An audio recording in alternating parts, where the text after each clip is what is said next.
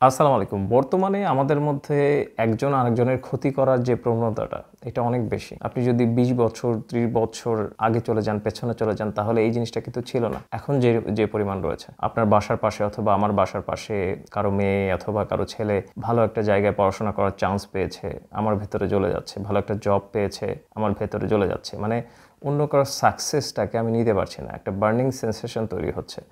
তো এই যে জিনিসটা, এই জিনিসটা কিন্তু আগে এরকমটা ছিল না। আপনার হয়তো মনে আছে, আপনি হয়তো গ্রামে বসবাস করতেন। ৩ রাস্তার মাঝখানে একটা বটগাছ ছিল।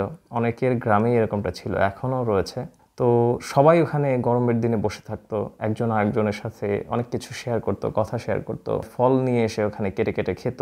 বন্ধুরা, যারা বয়োজ্যেষ্ঠরা রয়েছে তারা একজন আরেকজনের সাথে যে একটা মেলবন্ধন, এটা ছিল। কিন্তু বর্তমানে এই যে কানেকশনটা, এটা কিন্তু এখন আর নেই, অতটা স্ট্রং আর নেই, একেবারেই নেই।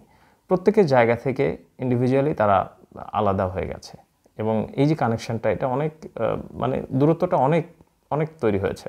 আর প্রতিবেশীর সাথে প্রতিবেশীর যে সম্পর্কটা, এইটা এখন বর্তমানে একেবারেই ভঙ্গুর অবস্থা।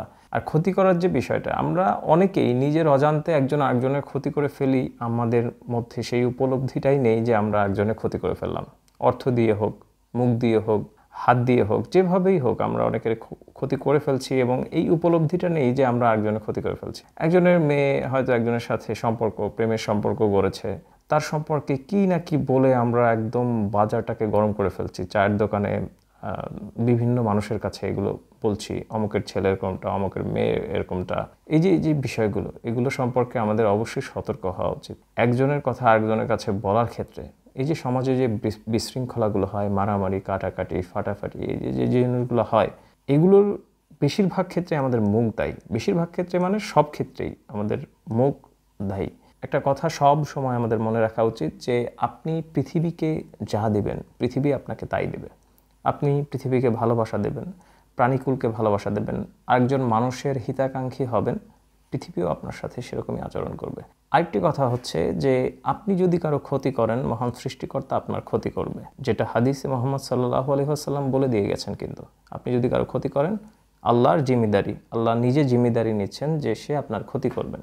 সুতরাং এইসব বিষয়ে খুবই সতর্ক থাকা উচিত আমাদের। বংশীয় ক্ষমতা, দলীয় দাপট দেখানো, আপনার পরিবারে আপনারা হয়তো 5 ভাই রয়েছেন, আপনারা সমাজের কাউকে মানুষই মনে করছেন না। এই যে জিনিসগুলো, এই জিনিসগুলোকে অবশ্যই নিয়ন্ত্রণ করা উচিত আমাদের। হাত দিয়ে, মুখ দিয়ে অথবা যেভাবেই হোক কারো ক্ষতি করতে যাবেন না, তাহলে মহান সৃষ্টিকর্তা আপনার ক্ষতি করবেন। তো দর্শক, আশা করছি আপনারা বুঝতে পেরেছেন। আল্লাহ আপনাদের সবাইকে ভালো রাখুন। আসসালামু আলাইকুম।